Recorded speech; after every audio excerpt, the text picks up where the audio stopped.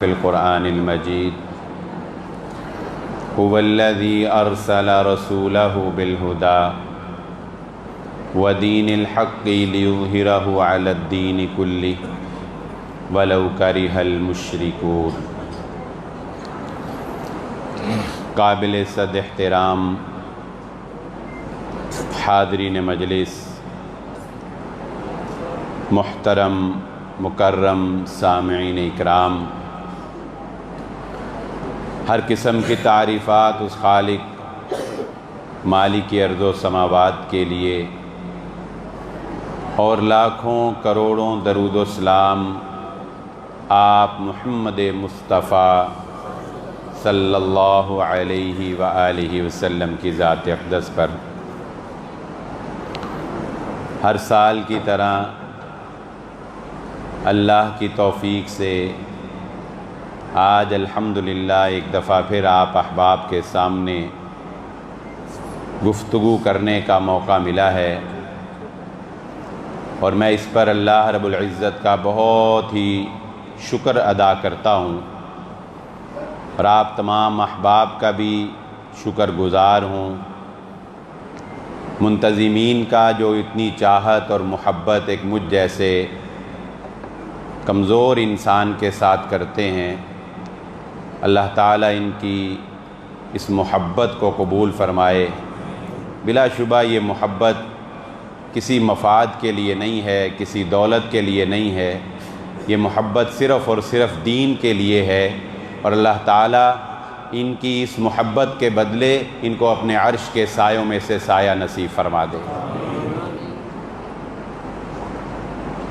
رمضان المبارک کے یہ بابرکت لمحات جو صحت اور تندرستی کے ساتھ ہم گزار رہے ہیں، روزے بھی رکھے ہیں، قیام بھی کیا ہے، قرآن پڑھا بھی ہے، قرآن سنا بھی ہے، قرآن سنایا بھی ہے، دین کی باتیں سنی بھی ہیں، دین کی باتیں سنائی بھی ہیں۔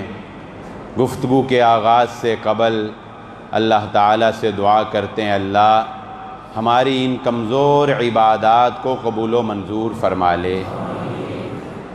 بلا شبہ ہماری یہ عبادات، ہماری یہ ریاضتیں، ہماری یہ محنت، ہماری یہ جستجو، ہماری زندگی کی تمام کارگزاری جنت اس کا بدلہ نہیں ہو سکتی۔ ہم حق ادا نہیں کر سکتے، اس لیے ہم اللہ سے یہی دعا کرتے ہیں کہ اللہ تو ہمیں اپنی رحمت سے جنت میں داخلہ عطا فرما دے، تو اپنی رحمت سے ہمیں جنت کا وارث بنا دے۔ ہم نے تیرا حق ادا کیا کرنا ہے؟ ہم تو نہ تیرے کوئی کام آ سکتے ہیں، ہم تو نہ تیری کوئی خدمت کر سکتے ہیں، تو غنی بے نیاز ہے۔ ہم تو ان کا حق ادا نہیں کر سکتے جنہوں نے ہماری خاطر ایک رات جاگ کر گزاری۔ ساری زندگی ماں کی خدمت کرتے رہو تو اس کی رات جاگنے کی ایک رات کا حق انسان ادا نہیں کر سکتا۔ وہ جو اپنی ہی جیسی مخلوق ماں باپ کا حق ادا نہیں کر سکتا، وہ رب العالمین کا حق کیا ادا کرے گا؟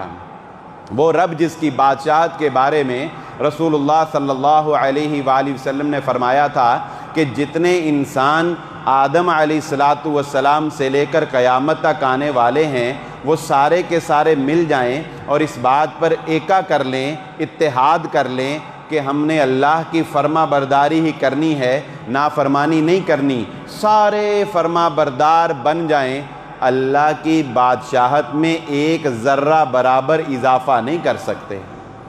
اور اس کے برعکس اگر سارے مل کر اللہ کی نافرمانی شروع کر دیں، سارے کہیں اللہ کی بات نہیں ماننی، کوئی بات نہیں ماننی، نہ اس کو سجدہ کرنا ہے، نہ اس کی بات ماننی ہے، تو یہ سارے نافرمان مل کر بھی اللہ کی بادشاہت میں ایک ذرہ برابر کمی پیدا نہیں کر سکتے۔ وہ ایسا بادشاہ ہے، وہ مالک الملک، غنی بے نیاز۔ یہ تو اس کی رحمت ہے کہ اس نے ہمیں یہ توفیق بخشی کہ اپنے اس گھر کے لیے ہمیں قبول کر لیا۔ ہم جو اس کے سامنے بیٹھے ہیں، یہ اس کا شرف قبولیت ہے، یہ اس کی عطا ہے، یہ اس کی نوازش ہے، وگرنہ ہم انسان تو جس دن پیدا ہوا اگر اس دن وہ سجدے میں چلا جائے، اور ساری زندگی وہ سجدے میں گزار دے حتیٰ کہ اسے بڑھاپے میں جا کر موت آئے، ساری زندگی انسان سجدے میں گزارے، بڑھاپے میں جا کر موت آئے نا، تو بھی اللہ کی نعمتوں میں سے ایک نعمت کا بھی حق ادا نہیں کر سکتا ہے۔ انسان کیا کر سکتا ہے؟ انسان تو عاجز، اس کی عطا ہے، اس کی رحمت ہے کہ وہ اپنی رحمت سے عطا کر رہا ہے، اور وہ اپنی رحمت سے ان سانسوں کو چلا رہا ہے، وہ اپنی رحمت سے ان اعضاء کو حرکت دینے میں ہمیں قوت اور طاقت عطا کیے ہوئے ہے۔ تو ہم اپنے اوپر مان نہیں کرتے، اپنی نیکیوں پہ مان نہیں کرتے، اپنے کسی بول پر مان نہیں کرتے، ہم اگر مان کرتے ہیں تو صرف اور صرف اے اللہ تیری رحمت پر مان کرتے ہیں۔ ہمارا مان ہے، وہ بنی اسرائیل کا ایک شخص جا رہا تھا تو اپنے بچے کو اس نے ساتھ لیا، جنگل میں چلتا رہا، جو جنگل بڑا لمبا تھا، اس کو 2-3 گھنٹے جب گزر گئے تو بچے نے بابا سے پوچھا کہ بابا اس کائنات میں اس جنگل سے بڑی بھی کوئی چیز ہے؟ تو باپ نے کہا کہ ہاں بیٹا، یہ تم پہاڑ، یہ سمندر، یہ دریا دیکھتے ہو، یہ اس جنگل سے بھی بڑے ہیں۔ تو اس نے کہا کہ بابا ان پہاڑوں سے بڑی بھی کوئی چیز ہے؟ تو اس نے کہا کہ ہاں بیٹا، یہ کائنات، یہ دنیا کے گرد جو اللہ نے بہت بڑی کائنات بنائی ہے، یہ بہت بڑی ہے۔ تو اس نے پھر معصومیت سے پوچھا کہ بابا اس کائنات سے بڑی بھی کوئی چیز ہے؟ تو اس نے کہا کہ ہاں بیٹا، یہ آسمان جس نے اس کائنات کو اپنی لپیٹ میں لے رکھا ہے، یہ آسمان اس کائنات سے بھی بڑا ہے۔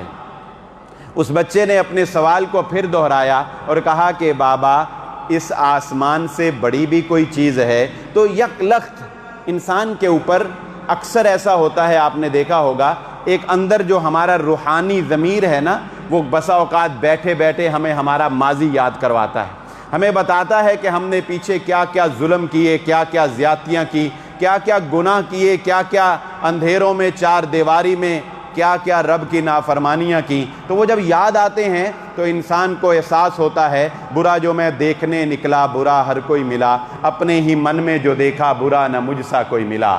تو اس نے یک لخت اپنے من میں دیکھا تو اس نے کہا کہ ہاں بیٹا، اس آسمان سے بڑے تیرے باپ کے گناہ ہیں، تیرے باپ کے گناہ بہت بڑے ہیں، اس آسمان سے بھی بڑے ہیں۔ بچہ تھا نا، اس بچے کو اس کی بات کا کیا احساس ہوا؟ اس نے پھر معصومیت سے سوال دہرایا اور اس نے کہا کہ بابا تیرے گناہوں سے بڑی بھی کوئی چیز ہے؟ تو پھر اس کے چہرے پہ مسکراہٹ آئی اور اس نے کہا کہ ہاں بیٹا، میرے گناہوں سے بڑی میرے رب کی رحمت ہے۔ گناہ جتنے بھی بڑے ہو جائیں، اللہ کی رحمت سے بڑے تو ہو سکتے نہیں ہیں۔ اللہ کی رحمت ہے، یہ اس کا کرم ہے، یہ اس کا فضل ہے۔ اللہ کے نبی صلی اللہ علیہ وآلہ وسلم نے فرمایا، ان اللہ میت رحمہ، اللہ تعالیٰ نے اپنی رحمت کو 100 حصوں میں تقسیم کیا، 100 حصوں میں اس کو ڈیوائیڈ کیا، اور اس میں سے اللہ نے صرف ایک حصہ، صرف اپنی رحمت کا صرف ایک حصہ اللہ رب العزت نے دنیا میں اتارا۔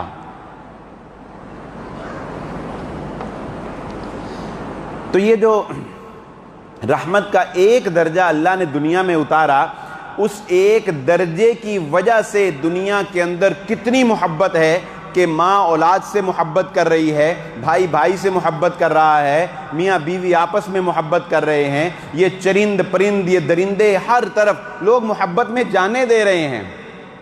اور اب تو ویسے بھی ہر طرف محبت ہی محبت ہے، کیوں جی؟ اب تو موبائل پہ بھی محبت ہے، فیس بک پہ بھی محبت ہے، محبت تو بہت پھیل گئی ہے، ایک وقت میں 4 5 5 سے محبت ہے کہ نہیں؟ یہ وہ اللہ کی رحمت کا ایک درجہ ہے، یہ ایک رحمت کا درجہ ہے کہ محبتیں ہی محبتیں ہو گئیں۔ تو اللہ نے ایک درجہ رحمت کا اتارا تو دنیا محبت سے بھر گئی۔ وَأَخَّرَ اللَّهُ 99 درجہ، اور اس نے 99 درجے رحمت کے اپنے پاس سنبھال کے رکھ لیے، اپنے پاس مؤخر کر لیے، محفوظ کر لیے۔ رسول اللہ صلی اللہ علیہ وآلہ وسلم نے فرمایا، وہ 99 درجے رحمت کے اللہ کیا کرے گا؟ وہ 99 درجے اللہ رحمت کے سنبھال لے کے کیا کرے گا؟ کیا کرے گا؟ آپ نے فرمایا ان 99 درجوں کو اللہ رب العزت قیامت والے دن اپنے بندوں کی بخشش کے لیے استعمال فرمائے گا۔ وہ سراپا محبت ہوگا اس دن. ان رحمتی غلبت غضبی. وہ اس نے کہا کہ میرا غصہ چاہے وہ کتنا ہی ہو تیرے گناہوں کی وجہ سے، لیکن جب تیرے خالی ہاتھ اٹھ جاتے ہیں، جب تو مجھ سے معافی مانگ لیتا ہے، جب تو توبہ کا دروازہ کھٹکھٹا لیتا ہے، میری رحمت میرے غصے پہ غالب آ جاتی ہے، میرے غصے کو ٹھنڈا کر دیتی ہے. رسول اللہ صلی اللہ علیہ وآلہ وسلم نے فرمایا، شیطان نے اللہ سے جس وقت نافرمانی کی نا اس نے، اور اس نے اس کو دربار سے ابا واستکبر وکان من الکافرین، تو اس نے کہا اے اللہ مجھے تیری عزت کی قسم، مجھے تیرے جلال کی قسم، جب تک انسانوں کے جسموں میں روحیں باقی رہیں گی میں ان کو گمراہ کرتا رہوں گا، میں ان کو دائیں سے بائیں سے آگے سے پیچھے سے حملہ آور ہوں گا. میں کبھی عورت کو فتنہ بنا کر پیش کروں گا، میں کبھی مال کو ان کے لیے آزمائش بنا دوں گا، میں کبھی اولاد کو ان کے لیے فتنہ بنا دوں گا. یہ اولادوں کے لیے گناہ کریں گے، یہ مال کے لیے درندے بن جائیں گے، ان کے دل سخت کر دوں گا، ان پر آوازیں چلاؤں گا، ان کو موسیقی سکھاؤں گا، نہ جانے کس کس طرح میں ان کو گمراہ کروں گا، جو آج ہم دیکھ رہے ہیں. تو اللہ کے نبی صلی اللہ علیہ وآلہ وسلم نے فرمایا، شیطان نے کہا جب تک جسموں میں روحیں باقی رہیں گی میں ان کا پیچھا نہیں چھوڑوں گا. تو شیطان کے اتنے فتنے ہیں، اتنی گمراہیاں ہیں، ان اتنی گمراہیوں کو اور اتنے فتنوں کو فیل کرنے کے لیے، ختم کرنے کے لیے اللہ رب العزت کا یہ ایک جملہ کافی تھا.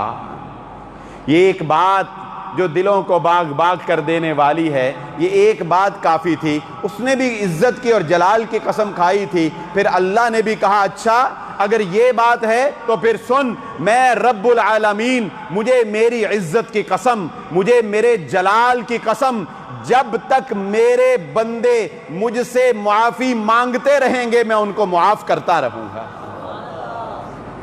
جب تک مجھ سے معافی مانگتے رہیں گے وہ خالی نہیں جائیں گے، اس در سے خالی نہیں جائیں گے. تیری ساری محنتیں رائیگاں چلی جائیں گی جب وہ اپنے رب کے سامنے ہاتھ اٹھا لیں گے، جب وہ اپنے رب سے معافی مانگ لیں گے، جب وہ توبہ کر لیں گے. تو ہمیں تو اللہ کی رحمت ہی چاہیے اس ماہ مبارک کے اندر، اور سوال ہی کیا ہے؟ ان گزرتی ہوئی ساعتوں، ان لمحوں، ان گھڑیوں میں اور اللہ سے ہم چاہتے ہی کیا ہیں؟ ہم تو جب گریبانوں میں جھانکتے ہیں، ہم جو اپنا ماضی دیکھتے ہیں، ہم تو اپنا چہرہ آئینے میں نہیں دیکھ سکتے. یہ تو اس رب رحمان کی رحمت ہے کہ وہ اپنی رحمت سے ہمیں معاف بھی کر دے اور عطا بھی کر دے. یاد رکھیں معافی سے حساب برابر ہوتا ہے، معافی کے بعد عطا نہیں ہوتی. والذین اذا فعلوا فاحشۃ او ظلموا انفسهم، سورہ آل عمران میں اللہ فرماتے ہیں وہ لوگ جو اپنی جانوں پر ظلم کر بیٹھتے ہیں، انہوں نے اپنے اوپر کوئی زیادتی کر لی، کوئی بے حیائی کا کام کر لیا، ان سے کوئی غلطی ہو گئی، ذکر اللہ، پھر انہیں اللہ یاد آ گیا، پھر انہیں اللہ یاد آیا میں نے کیا کیا، میں نے غلطی کی، میں نے اللہ کی نافرمانی کی. پھر انہیں اللہ یاد آیا. یاد آنے کے بعد کیا ہوا؟ پھر انہوں نے اللہ سے اپنے گناہوں کی معافی مانگی، پھر انہوں نے اللہ سے اپنے گناہوں کی معافی مانگی. اچھا معاف کرنے سے پہلے اللہ تعالیٰ نے ایک محبت بھرا جملہ کہا، ایک محبت بھرا. اس کو اگر میں سمجھانا چاہوں تو یوں سمجھیں کہ ایک شخص سے گناہ ہوا، پھر اس کو احساس ہوا، اس کو رب کی یاد آئی، پھر اس نے ہاتھوں کو اٹھا کر کہا اللہ مجھے معاف کر دے. تو اللہ نے جانتے ہیں کیا کہا؟ اللہ نے فرشتوں کو کہا وہ دیکھو میرا بندہ مجھ سے معافی مانگ رہا ہے. وَمَن يَغْفِرُ الذُّنُوبَ إِلَّا اللَّهُ، اگر اس کو میں نے معاف نہیں کرنا تو معاف کس نے کرنا ہے؟ یہ معافی سے پہلے اللہ نے محبت میں کہا اگر اس کو میں نے معاف نہیں کرنا تو معاف کس نے کرنا ہے؟ اولئک جزاؤہم مغفرہ، یہی وہ لوگ ہیں کہ ان کا بدلہ معافی بدلہ ہے. آپ کا کوئی ملازم غلطی کرے، غلطی پر سزا ہوتی ہے، آپ اس کو سزا دینے لگتے ہیں، وہ کہتا ہے حضور والا معاف کر دیں. وہ کیا کہتا ہے؟ حضور غلطی ہو گئی معاف کر دیں. آپ کہتے ہیں جا معاف کیا تو بات ختم. بتائیں اس سے آگے کچھ ہوتا ہے؟ بلکہ لوگ کہتے ہیں یا جب انہوں نے معافی جو مانگ لی تھے پیچھے کی رہ گیا. کہتے ہیں نا یا کہتے ہیں جب انہیں معاف ہی کرتا تو پھر پیچھے کی رہ گیا. تو جب معافی جو مانگ لی تو حساب برابر ہو گیا. لیکن وہ رب العالمین ہے, وہ مالک الملک ہے, جب بندہ اس سے معافی مانگتا ہے وہ معاف کر دیتا ہے, حساب برابر ہو گیا, سزا نہیں ملے گی. معافی کے بعد جہنم نہیں ملے گی, سزا نہیں ملے گی, لیکن معاف کرنے کے بعد وہ انسان کو خالی نہیں چھوڑتا. وہ کہتا ہے جا, ہم نے تجھے معاف کر کے حساب برابر کر دیا, اب ہم تجھے جنت کا وارث بناتے ہیں, یہ ہماری طرف سے عطا ہوگی, یہ ہم تجھے عطا کرتے ہیں, اپنی رحمت سے عطا کرتے ہیں. وہ محمد الرسول اللہ صلی اللہ علیہ وآلہ وسلم نے بھی فرمایا تھا, آپ کا مقام و مرتبہ امام الانبیاء رحمت للعالمین شافی روز محشر, لیکن آپ نے بھی کہا مجھے بھی اللہ کی رحمت ڈھانپ لے گی تو میں اللہ کی رحمت سے جنت میں جاؤں.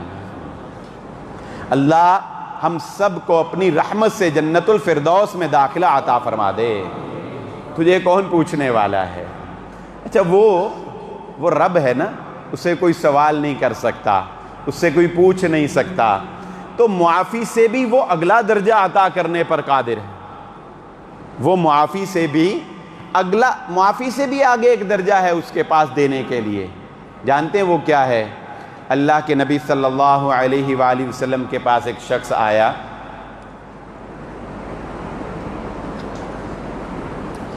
کہتا ہے اللہ کے نبی صلی اللہ علیہ وآلہ وسلم, آپ کا اس شخص کے بارے میں کیا خیال ہے, لا یترک حاجۃ ولا داجہ, جس نے دنیا کا کوئی چھوٹے سے چھوٹا اور بڑے سے بڑا گناہ نہ چھوڑا ہو.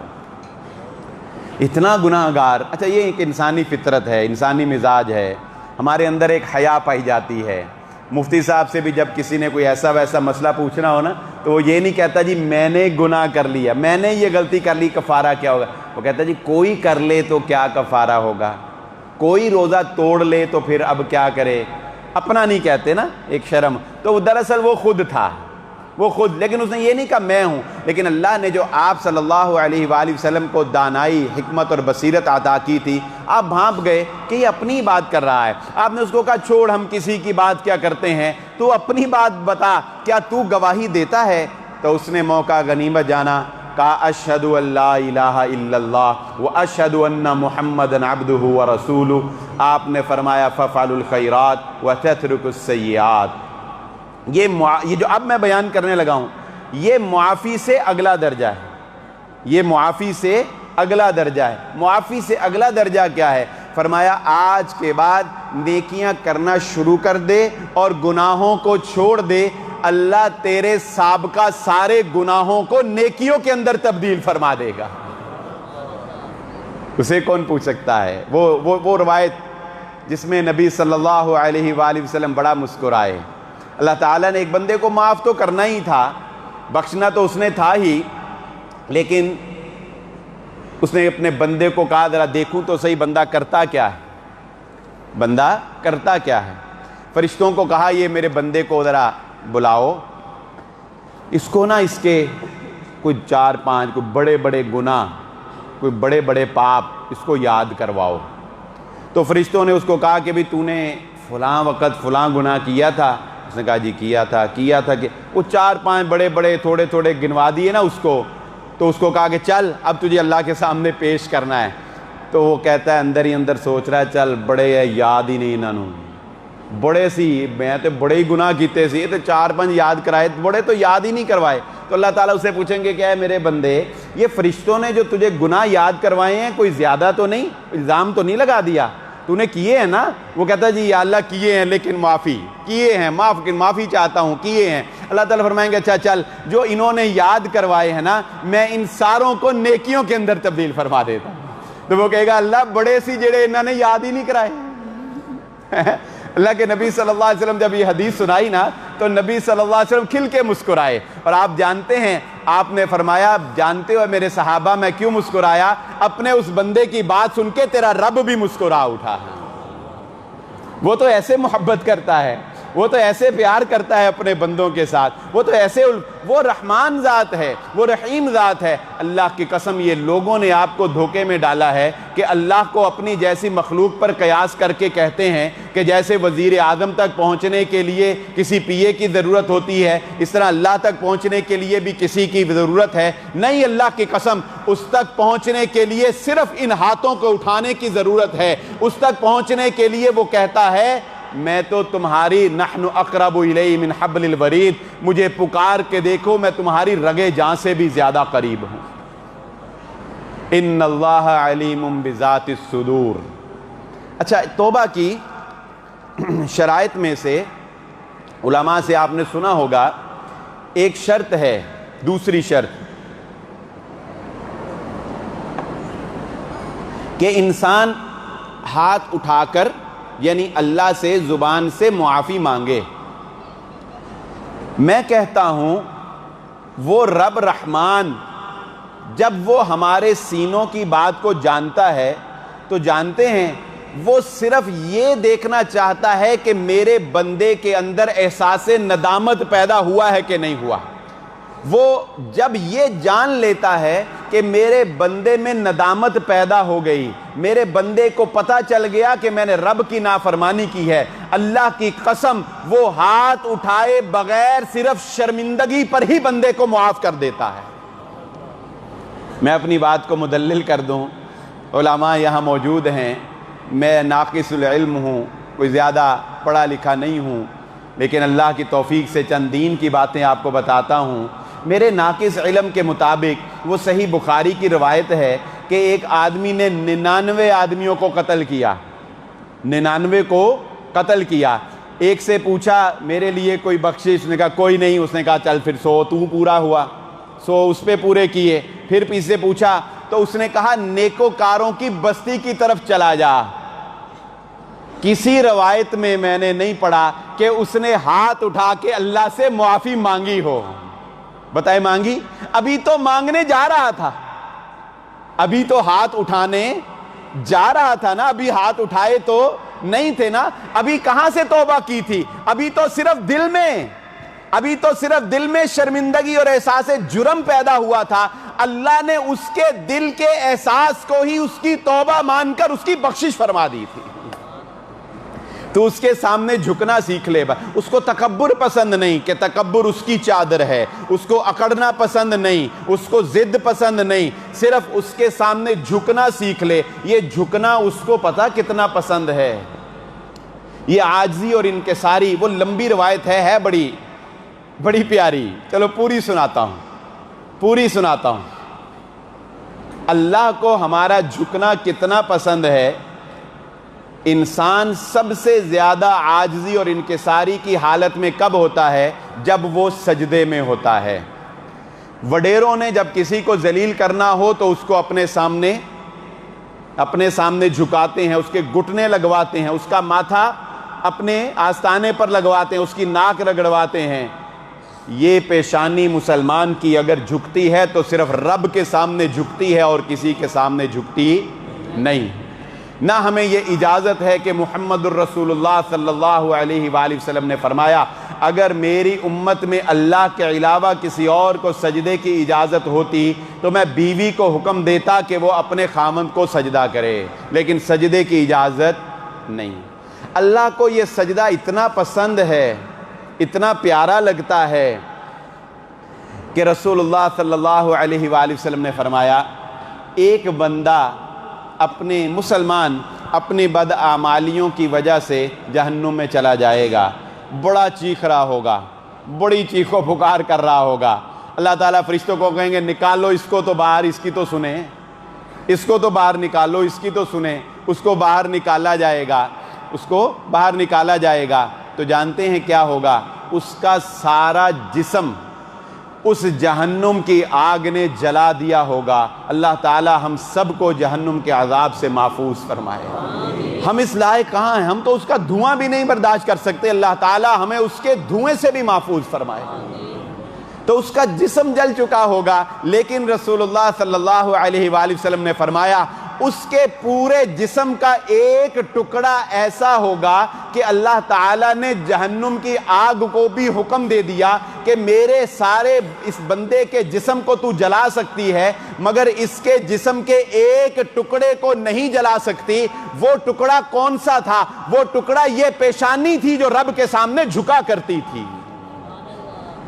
اس پیشانی کو جو اللہ کے سامنے جھکا لیتا ہے، جو اس کے سامنے عاجزی اختیار کر لیتا ہے، اس کو یہ عمل اتنا محبوب ہے۔ تو حدیث پوری سنا کے بعد آگے چلاتے ہیں۔ اللہ تعالیٰ اس کو نا جنت سے ذرا دور ایک درخت اور ایک چشمہ جاری کرے گا، تو اسے کہے گا اس کے نیچے بیٹھ جائے۔ وہ کہے گا یا اللہ بس مجھے اس درخت کے نیچے بیٹھا دے، اس چشمے سے پانی پلا دے، میں اس سے آگے کچھ نہیں مانگتا، اس سے آگے کچھ نہیں مانگتا۔ اللہ تعالیٰ کہے گا ٹھیک ہے۔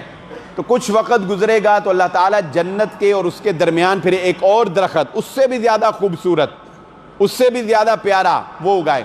تو وہ رہا نہیں جائے گا نا، رہا جاتا ہے؟ آپ بتائیں، جس کے بعد موٹر سائیکل ہو وہ کہتا ہے نا یا اللہ کار دے دے، کار دے دے۔ جب سائیکل ہوتا ہے تو لگتا ہے موٹر سائیکل ہی سارا کچھ ہے، بس وہ مل گئی نا، اس تو آگے نہیں مانگنی۔ پھر کار مل جاتی ہے تو کہتا ہے یا اللہ 5 مرلے 10 مرلے کر دے۔ بھئی کیوں نہیں اسی سے مانگنا ہے؟ کوئی غلط ہے؟ بتائیں۔ کوئی 10 مرلے والا اگر کنال مانگتا ہے تو غلط کرتا ہے؟ بتائیں۔ اس سے مانگنا ہے، مانگو۔ وہ کہتا ہے مانگو میں عطا کرنے والا ہوں، مانگو بار بار مانگو۔ مانگنے کا طریقہ آ گیا نا تو میں عطا کرنے والا ہوں، وہ بھی میں بتاتا ہوں کہ مانگنے کے طریقے کیا ہیں۔ اچھا تو وہ کہے گا یا اللہ ادھر بٹھا دے، تو اللہ تعالیٰ کہیں گے تو نے کہا تھا اور نہیں سوال کروں گا۔ وہ کہے گا یا اللہ اب نہیں کروں گا، اب اس سے آگے نہیں کروں گا۔ اللہ تعالیٰ کہے گا چل آگے چلا جا۔ پھر اللہ تعالیٰ جنت کے قریب ایک درخت اگائے گا، جنت کے قریب اس سے بھی خوبصورت، کہے گا یا اللہ آخری سوال ادھر بٹھا دے، ادھر بٹھا دے، ادھر بیٹھ جائے گا۔ اللہ تعالیٰ کہے گا اب کچھ نہیں مانگنا۔ وہ پھر اندر سے جب جنتیوں کی آوازیں سنے گا نا، جب ان کی خوشگپیاں سنے گا، پھر رہا نہیں جائے گا، کہے گا یا اللہ دیکھ میں کہاں سے چلا، جہنم سے نکلا، درخت چھوٹا پھر بڑا پھر اس سے بڑا، اب تجھے کیا فرق پڑتا ہے، مجھے جنت میں ہی داخلہ عطا فرما دے۔ تو اللہ تعالیٰ فرمائے گا جا پھر اے میرے بندے، جتنی یہ دنیا تھی نا اس سے 7 گنا بڑی جنت ہم تجھے عطا فرماتے ہیں۔ یہ حدیث سنا کے بھی رسول اللہ صلی اللہ علیہ وسلم بڑا مسکرائے، اور جانتے ہیں مسکرانے والی بات کیا تھی؟ جب اس نے یہ انعام سنا نا تو وہ اس نے کہا اتستہزئ منی وانت رب العالمین، اے اللہ تو رب العالمین ہے، میرے ساتھ مذاق تو نہ کر، میرے ساتھ مذاق تو نہ۔ رسول اللہ صلی اللہ علیہ وسلم اس کی اس بات پر مسکرائے، اور آپ نے فرمایا کہ جانتے ہو میں کیوں مسکرایا؟ کہ اس کی اس بات پر تمہارا رب بھی مسکرا اٹھا۔ وہ تو اپنے بندوں سے اتنی محبت، اتنا پیار کرتا ہے، اتنی الفت، لیکن ہمارے پلے کچھ نہیں۔ وہ ایک دیہاتی کا واقعہ آپ کو سناتا ہوں، آپ کو اندازہ ہو جائے گا ہماری حالت کیا ہے اور اس کی رحمت کیا ہے۔ یہ ڈاکٹر شرافت کی طرح پانی پیوں، آدھا گھنٹہ لگ جائے گا۔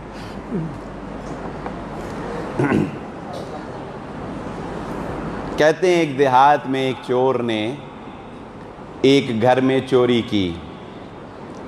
جب وہ چوری کر کے باہر نکلنے لگا، بھاگنے لگا، تو گھر کے 2 آدمیوں کو پتہ لگ گیا، وہ بھی اس کے پیچھے پیچھے ہو لیے۔ تو چلتے چلتے آگے مسجد آ گئی۔ مسجد کی دیوار چھوٹی تھی، اس نے دیوار پھیلانگی، وہ جو گٹھری چوری کی اس نے پکڑی تھی وہ اس نے ایک اندھیرے میں پھینکی، اور اندر حال میں جا کے اللہ اکبر کہہ کے کھڑا ہو گیا۔ تو وہ دونوں بھائی جو ہیں انہوں نے بھی دیوار پھیلانگی اور وہ اندر گئے، اور ایک بھائی دوسرے کو کہتا ہے کہ مجھے لگتا ہے کہ یہ چور نہ ہو۔ وہ کہتا ہے پاگل، یہ تو اللہ کا کوئی ولی ہے، ہم اس پر چوری کا الزام لگائیں، اپنے اوپر عذاب نازل کروائیں، ہمیں تو اللہ پکڑ لے گا، ہمیں تو کوئی گرفت آ جائے گی، یہ رات کے اس وقت بھلا چور ہو سکتا ہے، یہ تو اللہ کا کوئی ولی عبادت کر رہا ہے۔ اس نے کہا ہاں بات تو تیری ٹھیک ہے۔ تو اس نے کہا کہ چل پھر آگے دیکھتے ہیں۔ تو وہ دیوار پھیلان کے نا دونوں آگے چلے گئے۔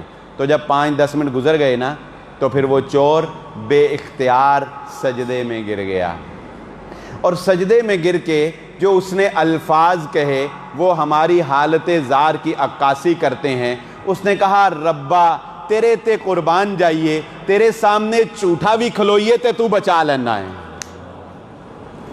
تیرے سامنے جھوٹا بھی کھلوئیے تے تو بچا۔ ہماری نمازیں، ہماری عبادتیں، ہمارے روزے، ہم روزے رکھ رہے ہیں، سود بھی چل رہا ہے، جھوٹ بھی چل رہا ہے، گناہ بھی چل رہا ہے، چغلی بھی چل رہی ہے، غیبت بھی چل رہی ہے، کینہ بھی چل رہا ہے، حسد بھی چل رہا ہے، نماز میں کھڑے ہیں حساب بھی چل رہا ہے، اس سے بدلہ لینا ہے وہ بھی چل رہا ہے، رشتہ داریاں توڑے ہیں وہ بھی چل رہا ہے، فلاں وقت نہیں جانا وہ بھی چل رہا ہے، سب کچھ تو ساتھ ساتھ چل رہا ہے۔ ہماری عبادتیں، ریاضتیں کیا ہیں؟ یہ تو اس کی رحمت ہے کہ نظام چل رہا ہے، یہ تو اس کا فضل ہے، یہ تو اس کا کرم ہے، یہ تو اس کی رحمت بے پایاں ہے، وگرنہ انسان کے پلے کچھ نہیں، ہمارے پلے کچھ نہیں۔ وہ ہمیں بار بار نہ جانے کتنی دفعہ ہمارے معافی مانگے بغیر ہمیں معاف کرتا رہتا ہے۔ بہت سے گناہ تو ایسے ہیں ہم معافی مانگتے ہی نہیں، ہم سے کوئی نیکی ہوتی ہے، ہم سے کوئی بھلائی ہوتی ہے، ہم سے کوئی اچھا جملہ نکل جاتا ہے، وہ رب رحمان ہمیں بتائے بغیر ہی ہمیں معاف کر دیتا ہے۔ اور اس نے تو اپنے فرشتوں کو بھی کہا ہے، اس نے تو اپنے فرشتوں کو بھی کہا ہے۔ دو روایتیں سناتا ہوں۔ اللہ کے نبی صلی اللہ علیہ وآلہ وسلم نے ارشاد فرمایا، ہمارے دائیں بائیں فرشتے بیٹھے ہیں نا، ایک نیکیاں لکھتا ہے، ایک گناہ لکھتا ہے، تو اللہ کے نبی صلی اللہ علیہ وآلہ وسلم نے فرمایا جو گناہ لکھنے والا فرشتہ ہے، جب بندہ نیکی کا ارادہ کر لیتا ہے تو نیکی والا ایک لکھ لیتا ہے، ایک نیکی لکھ لیتا ہے۔ اچھا جب وہ کرتا ہے تو 10 گناہ بڑھا کے لکھتا ہے۔ اچھا ادھر گناہ والا فرشتہ کیا کرتا ہے؟ بندہ ارادہ کرتا ہے، اس کو کوئی پتہ نہیں لگتا، بندہ ارادہ کرتا ہے اس کو کوئی پتہ نہیں لگتا، بندہ گناہ کر لیتا ہے، وہ ایسے اپنی قلم کو رکھتا ہے، پھر اٹھا لیتا ہے، نہیں لکھتا، حوصلہ نہیں پڑتا، پھر رکھتا ہے، پھر اٹھا لیتا ہے، نہیں حوصلہ پڑتا، پھر رکھتا ہے، پھر اٹھا لیتا ہے۔ جانتے کتنی دفعہ اللہ کے نبی صلی اللہ علیہ وآلہ وسلم نے فرمایا، سلسلہ حدیث صحیحہ کی روایت علامہ البانی نے نقل کی، 6 مرتبہ وہ قلم کو رکھتا ہے، قلم کو اٹھا لیتا ہے، گناہ کو لکھتا نہیں۔ دوسری روایت سنیں، کتنی دیر؟ اللہ کے نبی صلی اللہ علیہ وآلہ وسلم نے فرمایا بندہ جب گناہ کرتا ہے، اللہ تعالیٰ فرشتے کو حکم دیتے ہیں میرے بندے کے گناہ کو لکھنا نہیں، حتیٰ کہ 6 گھنٹے تک انتظار کرو، اگر 6 گھنٹے کے اندر اندر میرا بندہ توبہ کر لے ہم لکھنا بھی گوارا نہیں کرتے، ویسے ہی معاملہ صاف کر دیتے۔ ابھی پرچہ کٹ جائے تو پھر ضمانت کروانی پڑتی ہے نا، اور اگر پرچہ ہی نہ کٹے، بارو باری کم ہو جائے تو بندے کا کہیں کا نام ہی درج نہیں ہو۔ اللہ تو کہتا ہے میں تمہارا نام ہی درج نہیں کرنا چاہتا، تم سے غلطی ہو بھی جائے 6 گھنٹوں کے اندر اندر معافی مانگ لو، ہم درج کیے بغیر ہی تمہیں معاف فرما دیتے ہیں۔ وہ تو اتنا مہربان، وہ تو اتنی رحمت کرنے والا، وہ تو اپنے بندوں سے اتنی محبت کرنے والا ہے کہ وہ محمد الرسول اللہ صلی اللہ علیہ وآلہ وسلم کے پاس ایک شخص آیا، آ کر کہنے لگا اے اللہ کے نبی صلی اللہ علیہ وآلہ وسلم، بندے سے گناہ ہو جاتا ہے۔ آپ نے فرمایا گناہ ہوتا ہے تو دل پر سیاہ دھبا لگتا ہے، دل پر سیاہ دھبا لگتا ہے۔ اس نے کہا اچھا اگر بندہ معافی مانگ لے؟ آپ نے فرمایا بندہ معافی مانگ لے تو اللہ اس دھبے کو صاف کر دیتا ہے۔ اس نے کہا اللہ کے نبی صلی اللہ علیہ وسلم بندے سے پھر گناہ ہو جاتا ہے، بندے سے پھر گناہ ہو جاتا ہے؟ آپ نے فرمایا پھر دھبا لگ جاتا ہے۔ اللہ کے نبی صلی اللہ علیہ وسلم نے فرمایا پھر دھبا لگتا ہے؟ اس نے کہا پھر معافی مانگ لے؟ آپ نے فرمایا پھر صاف۔ بھئی ہم سے ہوتا ہے کہ نہیں بتائیں؟ ایک گناہ کی توبہ کرتے ہیں پھر کر لیتے ہیں، جوانی میں 2-3 دن ہی گزرتے ہیں پھر ہو جاتا ہے، کوئی 40 سال کے بعد کوئی 10 دن توبہ گزر جاتی ہوگی، وگرنہ بعض لوگ صبح توبہ کرتے ہیں شام کو پھر گناہ ہوا ہوتا ہے۔ بتائیں ہوا ہوتا ہے کہ نہیں ہوتا؟ ایک ہی گناہ کرتے ہیں پھر توبہ، کرتے ہیں پھر توبہ، کرتے ہیں پھر توبہ۔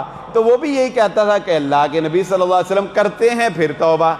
اللہ کے نبی صلی اللہ علیہ وسلم جب اس نے 3 دفعہ کہا نا تو اللہ کے نبی صلی اللہ علیہ وآلہ وسلم کو پتہ لگ گیا کہ دراصل یہ جاننا یہ چاہتا ہے کہ آخر کتنی کو دفعہ ہیں، آخر کتنی کو دفعہ ہم اٹھائیں ہاتھ اور کتنی کو دفعہ کرے گا وہ معاف۔ تو رسول اللہ صلی اللہ علیہ وآلہ وسلم نے وہ جملہ ارشاد فرما دیا جو ہم جیسے گناہگاروں کے دلوں کو امید سے بھر دینے والا ہے، جو ہماری مایوسی کو خوشی میں بدل دینے والا ہے، جو ہماری حالت زار کو بلندی اور عروج عطا کر دینے والا ہے، کہ آپ نے فرمایا کہ سنو، تم جو جاننا چاہتے ہو وہ حقیقت یہ ہے کہ بندہ تو اللہ سے معافی مانگنے سے شرما سکتا ہے، اللہ بندے کو معاف کرنے سے اکتانے والا نہیں ہے۔ بلکہ وہ تو یہاں تک ہے کہ ایک بندہ، اللہ کے نبی صلی اللہ علیہ وسلم نے فرمایا، ایک بندہ اللہ سے معافی رکھے، سیام کیا، قیام کیا، جانتے ہو جب اللہ کی رضا کے لیے بندہ کچھ ایکسٹرا کرتا ہے نا، کوئی اضافی کام کرتا ہے، تو یہ ہاتھ صرف اٹھتے ہیں، لب ہلتے ہیں اور ادھر حکم جاری ہو جاتا ہے۔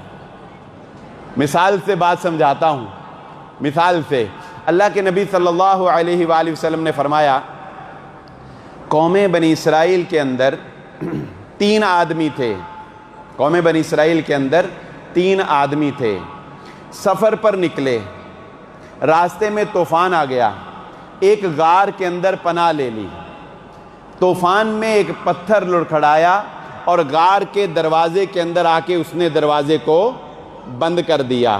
اچھا اب تینوں سوچتے ہیں کیا کریں، انہوں نے کہا پتھر کو زور لگانے کا فائدہ کوئی نہیں، پتھر کو زور لگانے کا فائدہ کوئی نہیں، اپنے ہاتھ اٹھاؤ اور رب کے لیے اگر کچھ کیا ہے تو یاد کر کے آج اس کو پکار کے اس سے مانگ لو کہ ہم نے تیرے لیے کیا تھا، آج تجھ سے مانگتے ہیں۔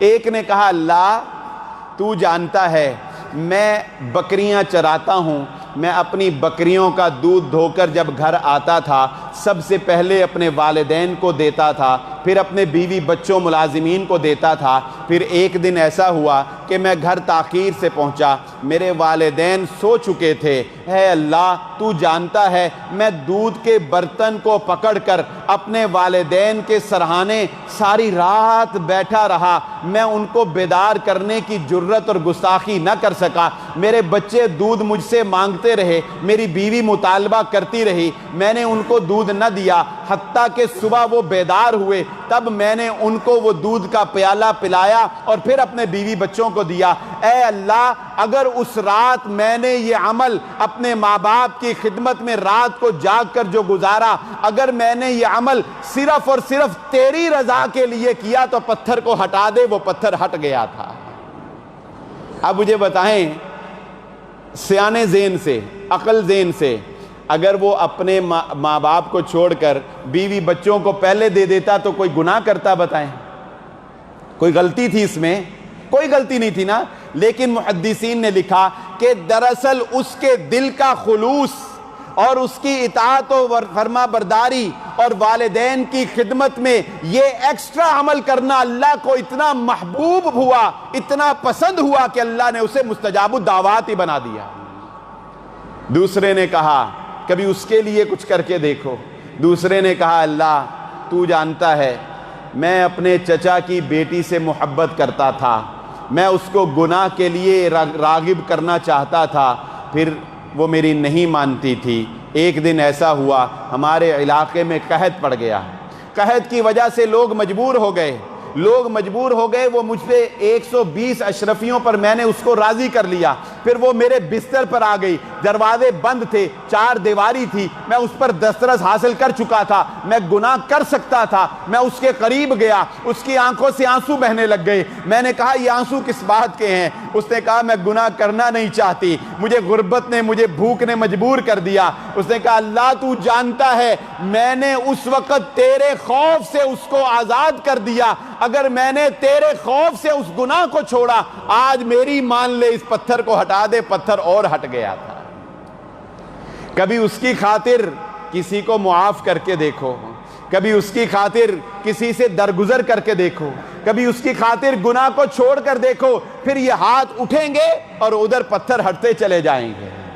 وہ تیسرے نے کہا اللہ تو جانتا ہے لوگوں نے میری مزدوری کی، ایک مزدور اپنی مزدوری نہیں لے کر گیا، میں نے اس کے پیسوں سے 1 بکری خریدی، 1 بکری، اس ایک بکری کو میں نے پالا، اس ایک بکری کی میں نے پرورش کی، وہ آگے ریوڑ بنتا چلا گیا۔ پھر کچھ سالوں کے بعد وہ آیا اور اس نے آ کر کہا کہ میری مزدوری کہاں ہے؟ میں نے کہا یہ بکریوں کا ریوڑ تیری مزدوری ہے۔ اس نے کہا مذاق تو نہ کیجئے، تو میں نے کہا نہیں مذاق نہیں ہے، یہ ساری بکریاں تیری ہیں۔ اے اللہ، اگر یہ خدمت خلق میں نے تیری رضا کے لیے کی تو یہ پتھر ہٹا دے۔ وہ پتھر ہٹ گیا تھا۔ جو اللہ کی مان لیتا ہے، جو اللہ کے لیے کچھ کرتا ہے، جو اللہ رب العزت کی ذات پر توکل اور یقین کر لیتا ہے، اسے ڈوبنے کا کوئی خطرہ نہیں ہوتا۔ ایک بڑا دلچسپ واقعہ سنانے لگا ہوں، بڑا دلچسپ، ذرا غور سے سننا ہے اور سمجھ کے۔ مغلیہ خاندان کا ایک بادشاہ تھا، اکبر۔ بادشاہ ہی ہوتا ہے۔ اس کو کسی نے بتایا کہ آپ کی سلطنت میں ایک وزیر ہے، اس کا بیٹا بڑا سمجھدار ہے، اس کا بیٹا بڑا سیانہ، بڑا سمجھدار ہے۔ تو اس نے کہا کہ اچھا، پھر اس کا کسی دن امتحان لیں گے۔ تو پھر ایک دن وہ اپنے تالاب میں، سوئمنگ پول میں نہا رہا تھا، تو نہاتے نہاتے پھر اس کو یاد آیا، تو اس نے کہا کہ جاؤ اس بچے کو بلا کے لاؤ۔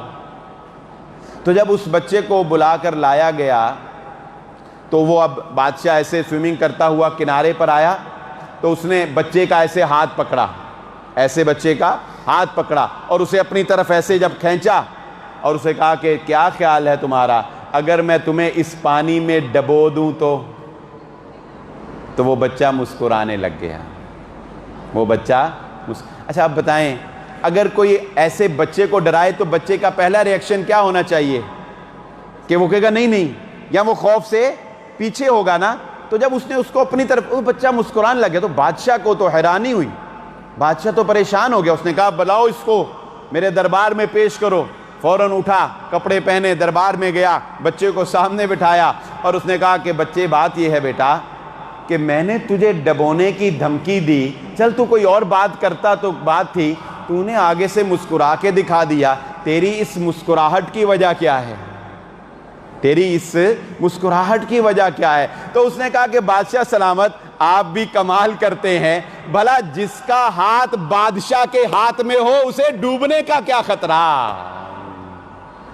جس کا ہاتھ بادشاہ کے ہاتھ میں ہو، ایک طرف میرا ہاتھ تھامتے ہو اور دوسری طرف کہتے ہو ڈبو دے۔ جس کا ہاتھ بادشاہ کے، جس کو یہ یقین ہو کہ میں نے رب العالمین کو تھاما ہوا ہے، وہ آگ کے سامنے کھڑا ہو کر کہتا ہے حسبی اللہ و نعم الوکیل، نعم المولا و نعم النصیر۔ اسے دریا کے ڈبونے کا خطرہ نہیں ہوتا۔ دشت تو دشت دریا بھی نہ چھوڑے ہم نے، بحر ظلمات میں دوڑا دیے گھوڑے ہم نے۔ آج بھی ہو جو ابراہیم کا سا ایمان پیدا، آگ کر سکتی ہے اندازے گلستاں پیدا۔ جو اللہ کو تھام لیتا ہے اسے ڈوبنے کا خطرہ نہیں رہتا۔ جو اللہ کے لیے کچھ کرتا ہے اس کے راستے سے پتھر ہٹتے چلے جاتے ہیں۔ جو اللہ سے معافی مانگ لیتا ہے اس کے ماضی کے سارے گناہ معاف ہو جاتے ہیں۔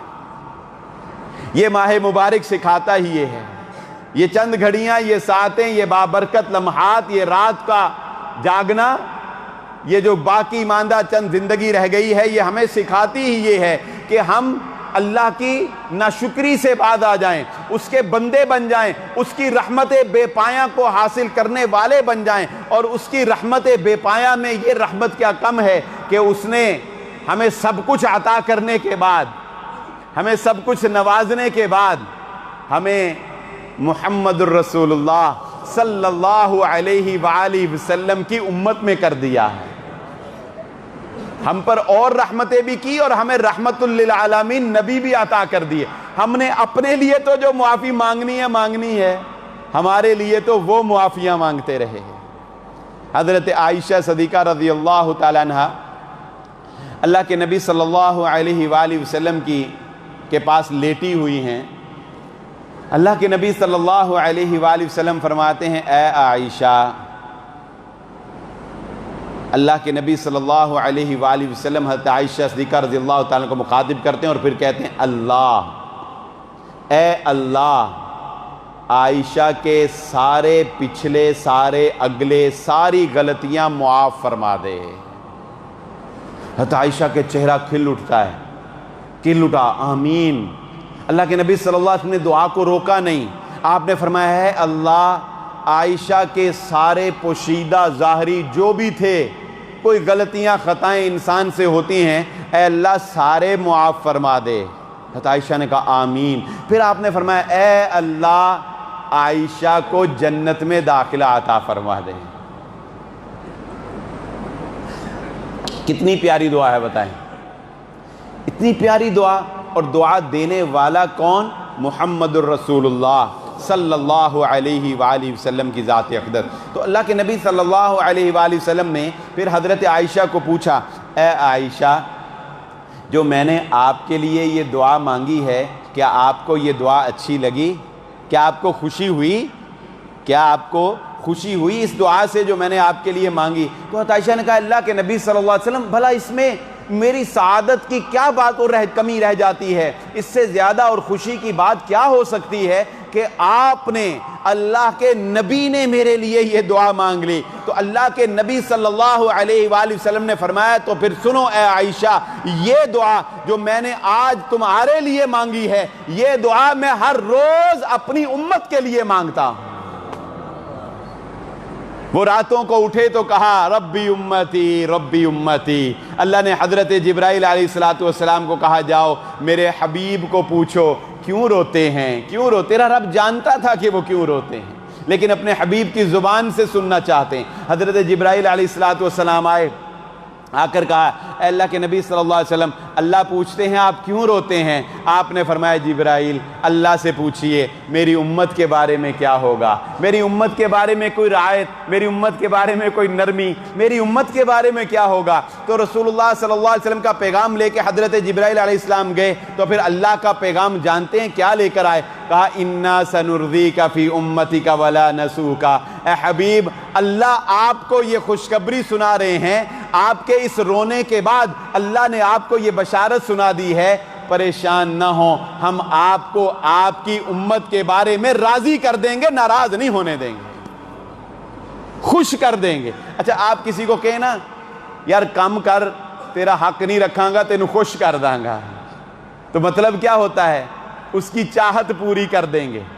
تو اللہ کے نبی صلی اللہ علیہ وسلم کو کہا آپ کو خوش کر دیں گے، مطلب آپ کی چاہت پوری کر دیں گے۔ اور چاہت کیا ہے؟ ربی امتی ربی امتی۔ چاہت تو یہی ہے کہ اللہ میری امت، اور اس امت سے، وہ امت صرف وہ نہیں تھے جنہوں نے آپ کو دیکھا، بلکہ ہم سے ایک محبت برا جملہ بھی رسول اللہ صلی اللہ علیہ وسلم نے کہا، مجھ سے آپ سے۔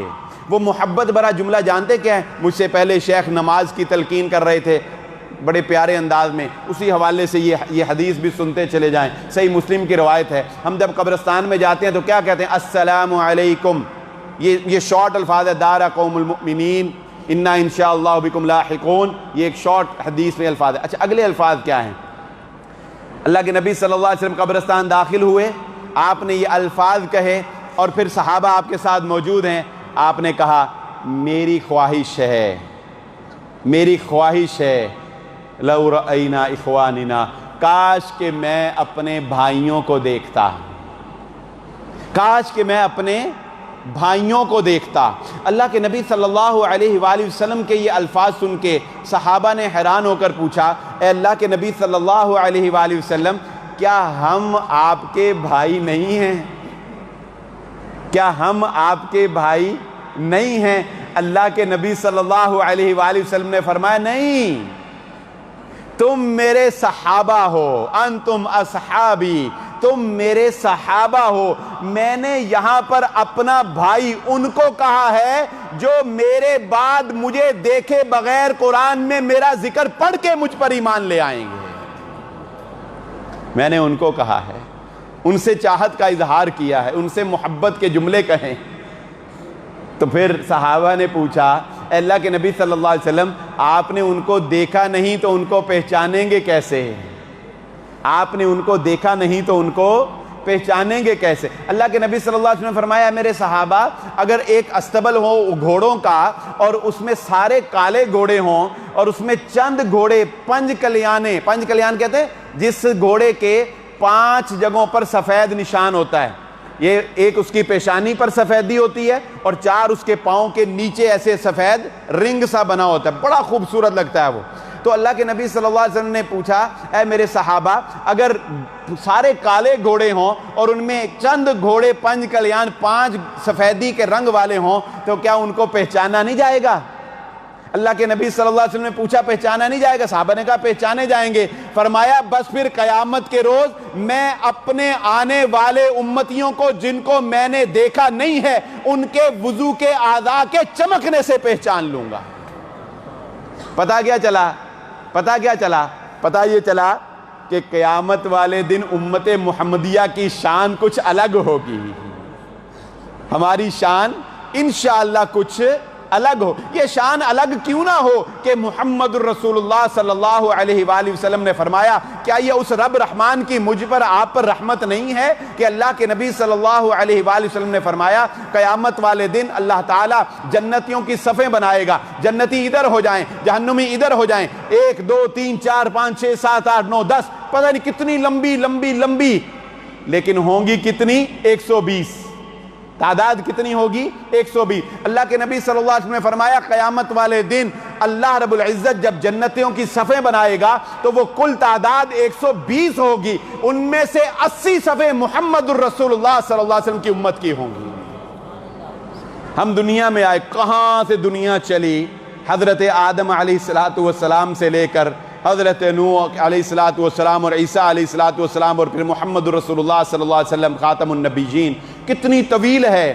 اگر وہاں سے حساب شروع ہوا تو کب جا کے باری آئے گی؟ 50,000 سال کے اس دن میں، جس دن انسان اپنے ہی پسینے میں ڈوب رہا ہوگا، تو کب جا کے باری آئے گی؟ لیکن اللہ کے نبی صلی اللہ علیہ وآلہ وسلم نے فرمایا میرے اور آپ کے لیے، اپنے امتیوں کے لیے یہ فیض، یہ تحفہ، یہ عنایت اللہ کے نبی صلی اللہ علیہ وآلہ وسلم کی حدیث ہے۔ آپ نے فرمایا میری امت دنیا میں آنے والی آخری امت ہے، جنت میں جانے والی پہلی امت ہے۔ جنت میں جانے والی پہلی امت۔ کوئی اپنے دل میں تڑپ تو پیدا کرے، کوئی اپنے دل میں احساس تو پیدا کرے، کوئی اپنے دل میں لگن تو پیدا کرے۔ وہ ایک شخص آیا، شام کے ایک شیخ درس حدیث دیتے تھے، علم سکھاتے تھے طلبہ کو، تو ایک نوجوان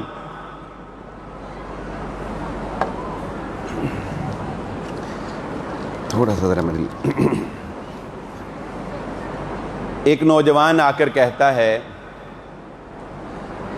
استاد محترم آپ سے علم تو بہت سیکھا، لیکن دل میں ایک تمنا ہے، دل میں ایک خواہش ہے، اگر وہ پوری ہو جائے تو کیا بات۔ استاد نے پوچھا بیٹا پوچھو کیا خواہش ہے، کیا تمنا ہے؟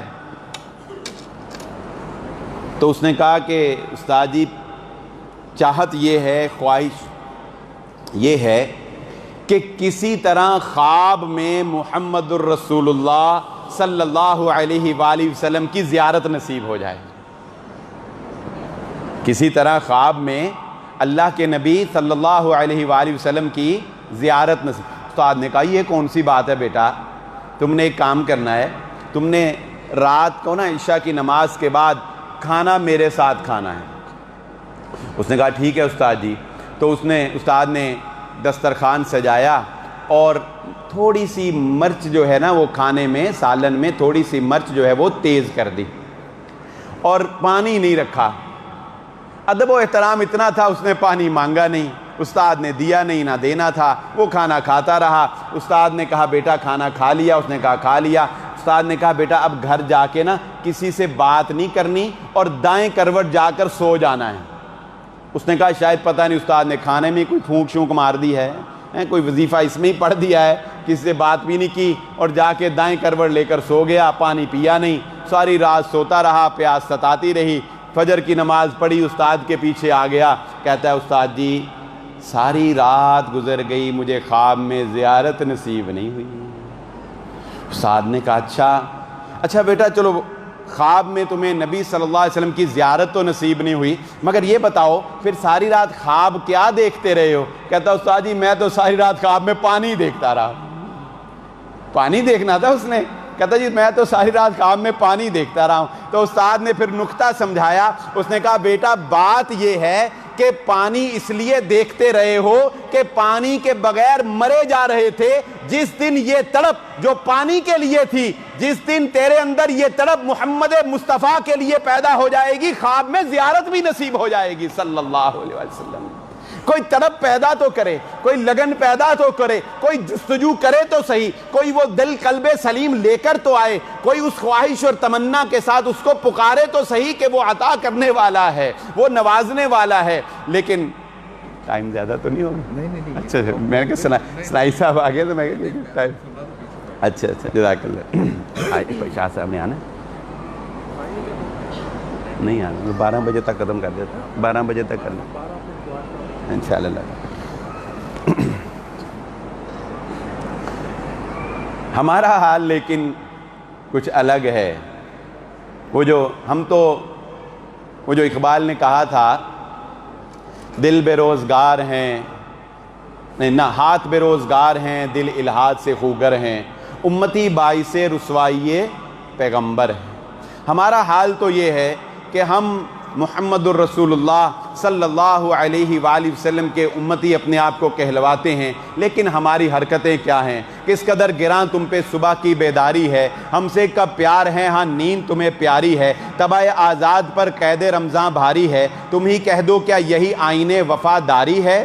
جن کو آتا نہیں دنیا میں کوئی فن تم ہو، نہیں جس قوم کو پروائے نشیمن تم ہو، بجلیاں ہو جن میں آسودہ وہ خرمن تم ہو، بیچ کھاتے ہیں جو اپنے اسلاف کے مدفن تم ہو، ہوں کو نام جو قبروں کی تجارت کر کے، کیا نہ بیچو گے جو مل جائیں گے صنم پتھر کے؟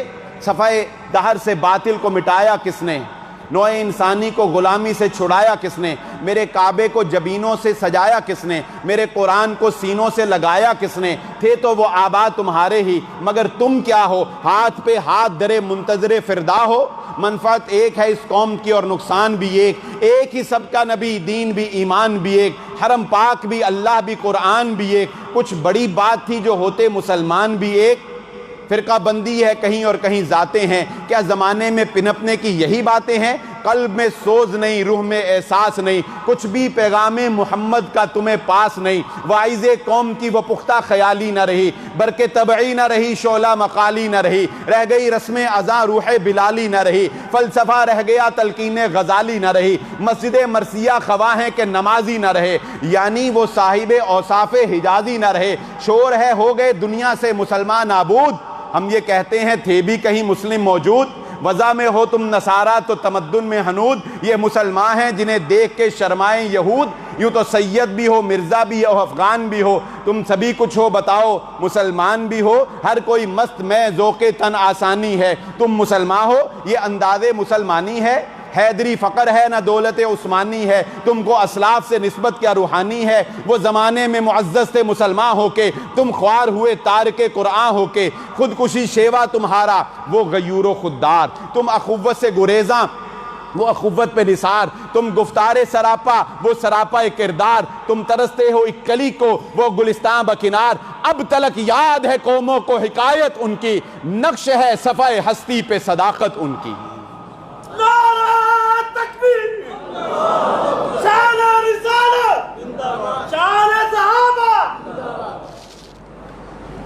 یہ ہمارا حال ہے. اور وہ عظیم لوگ غرض کہ میں تجھ سے کیا کہوں کہ وہ صحرا نشین کیا تھے، تیرے تخیل سے فزوں تر ہے وہ نظارہ. ہمارا حال بڑا برا ہے. حضرت لقمان کا ایک واقعہ یاد آ گیا. ہم تو اس کی اتنی عطا ہے لیکن ہماری ناشکری کی زبانیں بند ہی نہیں ہوتی. ہماری زبان پر ہر وقت ہائے ہائے. حضرت لقمان کا ذکر اللہ رب العزت نے قرآن مجید میں کیا ہے. راج قول کے مطابق حضرت لقمان نبی نہیں ہے، لیکن کسی بندے کا ذکر قرآن میں ہو جانا جب کہ وہ نبی بھی نہیں تو یہ کوئی معمولی بات تو نہیں. آخر اس میں کوئی بات ہوگی نا. اور صرف ذکر ہی نہیں آیا بلکہ سورت کا نام ہی اس کے نام سے جوڑ دیا. تو آخر کوئی کمال تو ہوگا نا. تو ان کی تاریخ میں جو ان کے حالات زندگی لکھے گئے ہیں، اس تاریخ میں ایک بات ان کی ماضی کی لکھی گئی کہ کہتے ہیں کہ پہلے حضرت لقمان جو ہیں یہ غلام تھے. پہلے یہ غلام تھے. 7 سال پھر اللہ نے جو حکمت اور دانائی اور بصیرت دی تھی اس کی وجہ سے لوگوں نے ان کو اپنا امام بنا لیا. تو 7 سال انہوں نے ایک ہی مالک کی باغبانی کی. اس کے پھلوں کا باغ تھا اور اس میں یہ کام کرتے تھے. تو جب انسان کسی کے پھلوں کے باغ میں کام کرتا ہے نا تو پھل کھانا اس کے لیے معمولی بات ہے. وہ 2-4 پھل روزانہ کھانا اس کے لیے معمولی بات. 7 سال بعد ایک دن مالک نے کہا کہ لقمان جاؤ وہ فلاں جڑی بوٹی، ککڑی اس کا نام لکھا گیا تاریخ میں، وہ لے کے آؤ جو کہ ایک کڑوی جڑی بوٹی تھی. تو اس نے حضرت لقمان کو کہا لے کے آؤ. وہ لے کے آئے. اس نے کہا اپنے سامنے رکھو. آپ نے سامنے رکھ لی. اس نے کہا چھوٹے چھوٹے پیس کرو. چھوٹے چھوٹے پیس کر لیے. کہا لقمان یہ کھاؤ. تو حضرت لقمان نے ایک پیس اٹھایا اور کھایا، اور دوسرا اٹھایا اور کھایا، اور کھاتے چلے گئے. اس نے دیکھا، اس نے کہا یہ پتہ نہیں میٹھا کر لایا پیچھے سے، اس کو کوئی اثر ہی نہیں ہو رہا. اس نے خود بھی ذرا ایک چکھا. پھر جب خود چکھا تو وہ کڑوا، وہ کھایا نہ جائے. اور کڑوی چیز کھا کے آپ بتائیں چہرے پر تغیر آتا ہے کہ نہیں آتا؟ چہرہ بدلتا ہے کہ نہیں؟ بندہ 1-2 کھا کے کہتا ہے بھائی بات اور نہیں کھادی جاندی میرے کو، تیری نوکری کیتی ہے انہیں بھی کھاواں. تو وہ کہتا ہے نہیں. حضرت لقمان کھائی جا رہے ہیں. تو اس مالک نے کہا کہ لقمان چلو بس کرو، 2-4-5 پیس تم نے کھا لیے، ایک بات تو بتاؤ. کہا لقمان یہ اتنی کڑوی جڑی بوٹی کھا کر تم نے مجھ سے کوئی شکوہ شکایت نہیں کی، تمہاری چہرے پر کوئی تغیر نہیں آیا. تو حضرت لقمان نے کہا بات یہ ہے جس کے باغ کا 7 سال میٹھا کھایا ہو، ایک دن کڑوا کھا کے شکوہ کرنے کو دل نہیں کرتا ہے. 7 سال تیرے باغ کا میٹھا کھاتا رہا ہوں اور آج ایک دن تو نے کڑوا کھلایا تو میں شکوے وہ رب العالمین جو بچپن سے تمہیں لے کر نعمتوں نازوں میں پلوایا، تمہیں ماں باپ دیے، تمہیں مسلمان بنایا، تمہیں رحمت للعالمین نبی دیے، تمہیں آنکھیں، تمہیں اعضاء، تمہیں دولت، تمہیں جاہ و جلال، تمہیں عزت دی. اگر کبھی وہ تمہارے اوپر کوئی کمزوری لے آتا ہے، کبھی کوئی زوال، کبھی کوئی نیچا آ جاتا ہے، تو کیوں کہنے لگ جاتے ہو رب مارے گئے. وہ عورتوں کے بارے میں رسول اللہ صلی اللہ علیہ وآلہ وسلم نے کہا یہ عورتوں کی عادت ہے. اللہ کے نبی صلی اللہ علیہ وسلم نے کہا کہ عورت کا حال یہ ہے کہ خاوند اس کی ہر ضرورت پوری کرتا رہتا ہے بیچارہ، اس کے ہر ناز و نخرے اٹھاتا ہے، اس کو سوٹ لے کر دیتا ہے، لیکن ایک دن کبھی کسی شادی پر کوئی سوٹ نیا نہ بنا کر دینا، کبھی کوئی ایک بات نہ مانے، کہتی ما رأیت خیرن قطو، تیرے گھر سے کبھی میری خواہش پوری نہیں ہوئی، تیرے گھر میں کبھی مجھے خیر نہیں ملی، تیرے گھر سے کبھی مجھے. رب کے ساتھ ایسا نہ کیا کرو، رب کے ساتھ ایسا ہر حال میں. اللہ کے نبی صلی اللہ علیہ وآلہ وسلم نے ہمیں دعا سکھائی. کیا دعا سکھائی؟ اے اللہ میں تیرا غلام، اللہم انی عبدک وابن عبدک، اے اللہ میں تیرا غلام، میرا باپ بھی تیرا غلام، میری ماں بھی تیری غلام، ماضٍ فی حکمک عدل فی قضاؤک، اے اللہ میری پیشانی تیرے ہاتھ میں جیسے چاہے پھیر دے، میں تسلیم کرتا ہوں میری ذات کے بارے میں کیا جانے والا تیرا ہر فیصلہ انصاف ہوگا، ہر فیصلہ عدل ہوگا.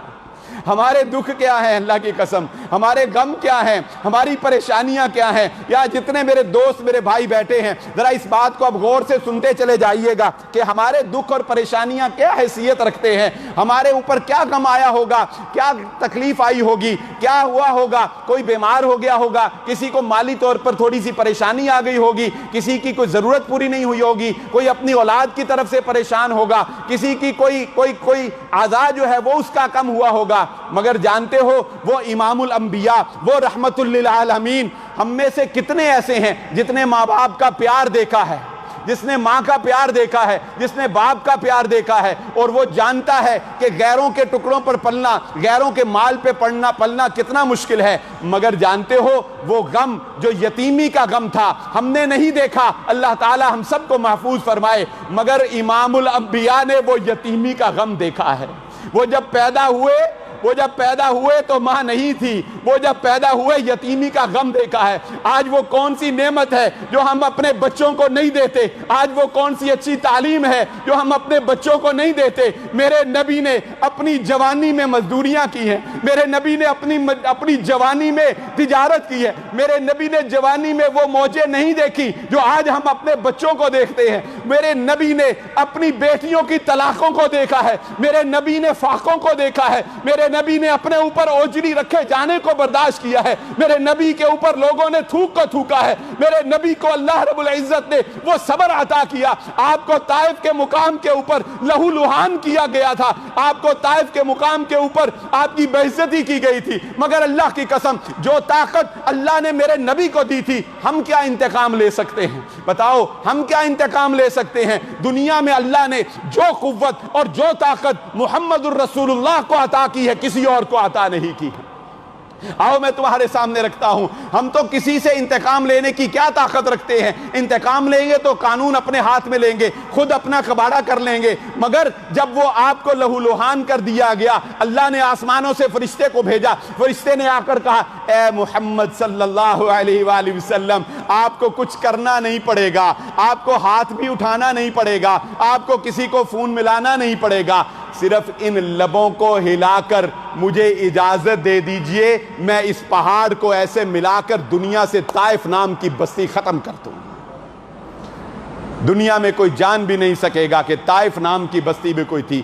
آج ہم کہتے ہیں نہیں چھوڑوں گا تجھے، انتقام کی آگ میرے اندر بھڑک رہی ہے، میں بڑا ظالم ہوں، میں بڑا درندہ صفت ہوں، میری بڑی واقفیت ہے، تجھے رون دوں گا، تجھے پیس دوں گا، تجھے ذلیل کر دوں گا، مگر میرے نبی نے کہا تھا اے اللہ یہ نادان ہے، میں رحمت للعالمین ہوں، یہ نہ صحیح ان کی اولادوں میں کوئی تیرا نام لینے والا ہو جائے گا۔ آج ہم جانتے ہیں دنیا میں طائف کافروں کی نہیں مسلمانوں کی بستی ہے۔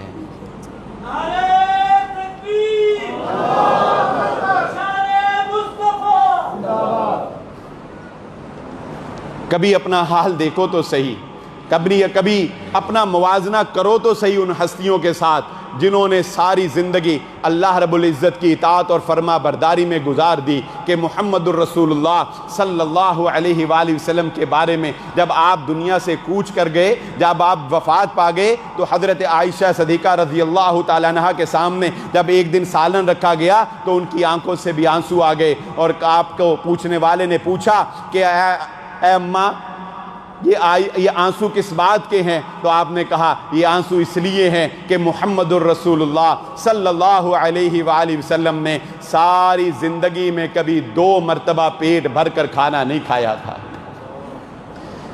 اور جانتے ہو سیدہ خاتون جنت،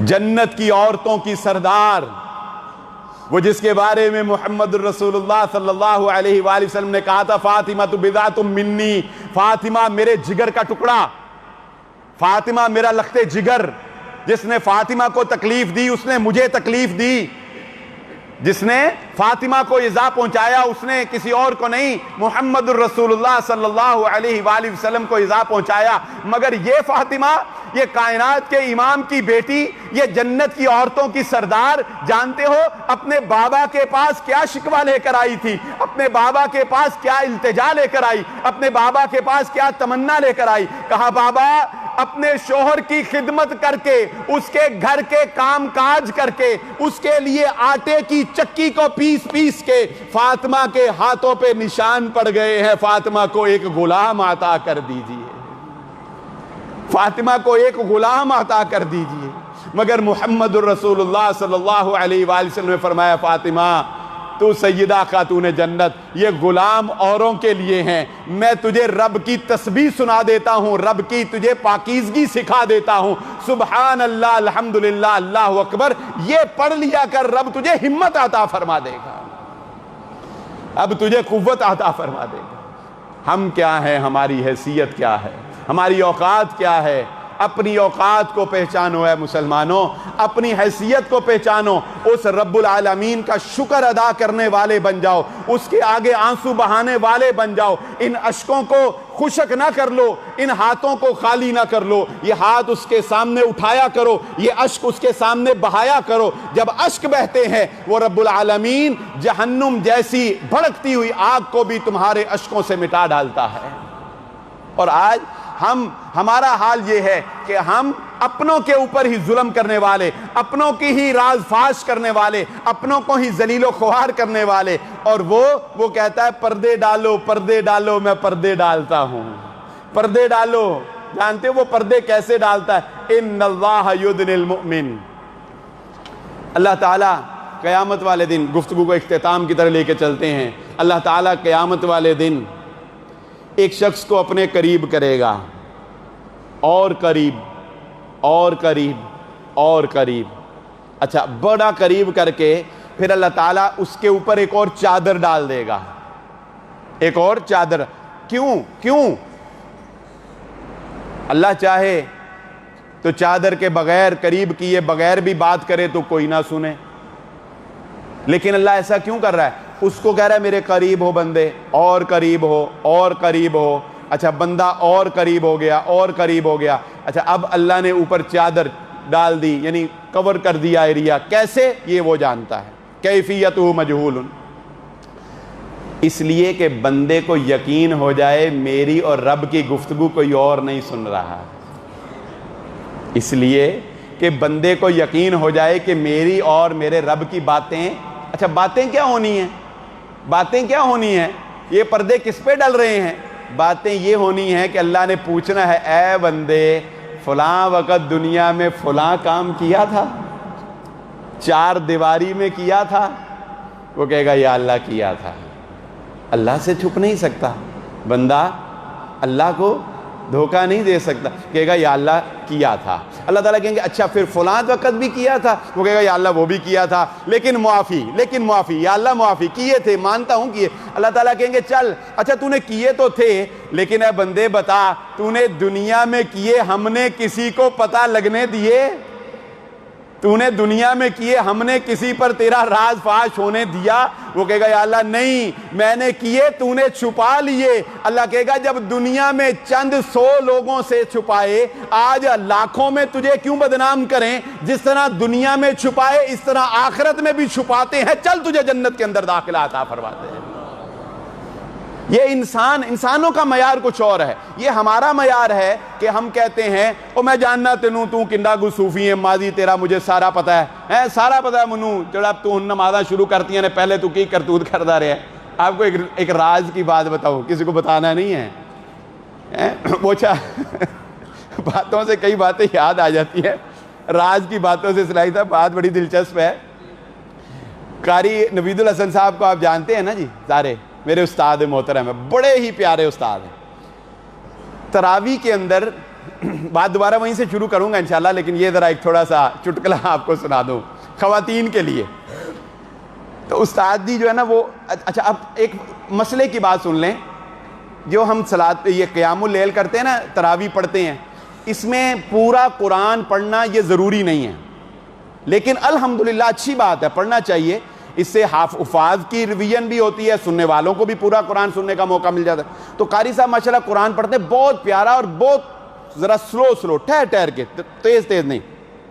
تو قاری صاحب نے کیا کیا، انہوں نے کہا کہ چلو پیچھے بندے بیچارے تھک نہ جاتے ہوں تو قرآن بھی میرا پورا ہو جائے اور تراویحوں میں بھی میں کم پڑھ لوں۔ تو ایک پاؤ سپارہ جو ہے نا وہ فجر کی نماز میں پڑھتے تھے، باقی تراویح میں پڑھ لینا، اور ایک جو ہے وہ فجر میں۔ اب مرد تو فجر بھی پڑھتے تھے تو انہیں تو پتا تھا، تو وہ کوئی سیانی حافظہ عورت پیچھے آئی، اس نے دیکھا وہ قاری صاحب نے پورا پائیہ ہی چھڑتا ہے، 1 دن 2 دن 3 دن، اس نے ایک ہی کان میں کہا قاری صاحب چھڑ کے قرآن پڑھن دے۔ قاری صاحب چھڑ کے کسی نے دسی نہ، لیکن قاری صاحب لو جی وہ 2-3 دن میں پوری کلونی میں مشہور ہو گیا، قاری صاحب قرآن چھڑ کے پڑھ دے۔ 2 دن قاری صاحب کو ان کی اہلیہ نے بتایا تو اسی قرآن چھڑ کے پڑھ دے پہ ہو۔ قاری صاحب نے کہا جی تینوں کی ہویا؟ کہتے جی مینوں بڑھیاں نے دسیا مرد بولتے ہی نہیں، یہ سانوں پتہ لگ گیا چھڑ چھڑ کے پڑھتے پے ہیں کہ مرد مرداں دا ساتھ دیندے نے، بولتے ہی نہیں۔ اور قاری صاحب نے پھر چنگی کلاس لی، انہوں نے کہا بے وقوفو، اور میں فجر میں پڑھ کے اپنا قرآن پورا کرتا ہوں، تم فجر میں آتی نہیں، یہ پیچھے پڑھ کے تو تم نے مشہور کر دیا سارے کہ قاری صاحب قرآن چھڑ چھڑ کے پڑھ دیں۔ تو ہمارا تو حال یہ ہے کہ ہم کہتے ہیں وہ تینوں پتہ ہے وہ فلانے نے کی کیتا ہے، وہ کہتا نہیں، وہ کہتا ساری دنیا نو پتہ لگ گیا تینوں نہیں پتہ لگا، لے پھر تینوں میں جو دس لگا میں کہتے کس بات کی مولی ہوں کہ تینوں ہوں میں دس دا میں نا۔ لیکن اللہ کا ہمارا معیار یہ ہے، ہمارا معیار یہ، اللہ کا معیار یہ نہیں ہے۔ اللہ کا معیار کیا ہے؟ اللہ کا معیار پتہ ہے کیا؟ گناہ گار کے بارے میں، گناہ گار کے بارے میں اللہ کا معیار یہ ہے کہ انسان نے کتنے ہی گناہ کیوں نہ کیا ہوں، کتنے ہی خطا کیوں نہ کی ہوں، کتنی ہی غلطیاں کیوں نہ کی ہوں، جب بندہ اللہ سے معافی مانگ لیتا ہے، جب اللہ بندے کو معاف کر دیتا ہے، جب وہ اس کی توبہ قبول کر لیتا ہے، اللہ کہتا ہے میرے لیے وہ بندہ ایسے ہی ہوتا ہے جیسے اس نے کبھی وہ گناہ کیا ہی نہیں ہوتا۔ ماضی ہم یاد رکھتے ہیں، وہ بھلا دیتا ہے، وہ نہیں یاد کراتا پھر کہ تو نے فلاں فلاں۔ وہ کہتا ہے جب التائب من الذنب کمن لا ذنب لہ، رسول اللہ صلی اللہ علیہ وسلم نے فرمایا گناہ سے توبہ کرنے والا ایسے ہی ہوتا ہے جیسے اس نے کبھی وہ گناہ کیا ہی نہیں۔ وہ حضرت معاذ بن مالک رضی اللہ تعالیٰ عنہ نے گناہ کر لیا، اللہ کے نبی صلی اللہ علیہ وآلہ وسلم کے پاس آئے، کہا اے اللہ کے نبی صلی اللہ علیہ وسلم طہرنی، مجھے پاک کر دیجئے۔ آپ نے فرمایا کس سے؟ اب کہنے لگے من الزنا۔ آپ نے حد جاری کرنے کا حکم جاری کر دیا۔ حد کو نافذ کرتے ہوئے ایک صحابی کی زبان سے کوئی نازیبہ کلمہ نکل گیا، ان کا خون نکلا، ایک صحابی کی زبان سے کوئی نازیبہ کلمہ نکل گیا۔ اللہ کے نبی صلی اللہ علیہ وآلہ وسلم نے کہا اے میرے صحابہ، معاذ کو برا نہ کہو، معاذ کو غلط نہ کہو، معاذ سے غلطی ہو گئی سو ہو گئی، لیکن معاذ نے ایسی توبہ کی ہے پورے مدینے کے گناہگاروں پر تقسیم ہو جائے سب کی بخشش کے لیے کافی ہو جائے گی۔ وہ ایسے معاف کرنے والا ہے، وہ ایسے انسانوں کو عطا کرنے والا ہے۔ کوئی اس سے مانگ کر دیکھے، کوئی اس کو پکار کر دیکھے۔ اللہ رب العزت سے دعا ہے جو کہا اور جو سنا اللہ رب العزت سمجھنے کی اور عمل کرنے کی توفیق عطا فرمائے۔ وما علیہ الا البلاغ المبین۔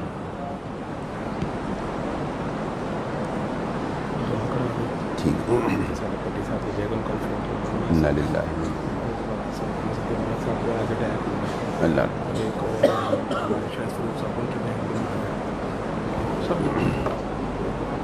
انشاءاللہ دعا کریں جی۔ بہت سے لوگ دعاؤں کے لیے کہتے ہیں، تو تمام بھائیوں کے لیے جنہوں نے بھی ہمیں دعا کے لیے کہا ہے، دعا کریں اللہ تعالیٰ سے، اللہ تعالیٰ ہماری تمام حاجات کو پورا فرمائے۔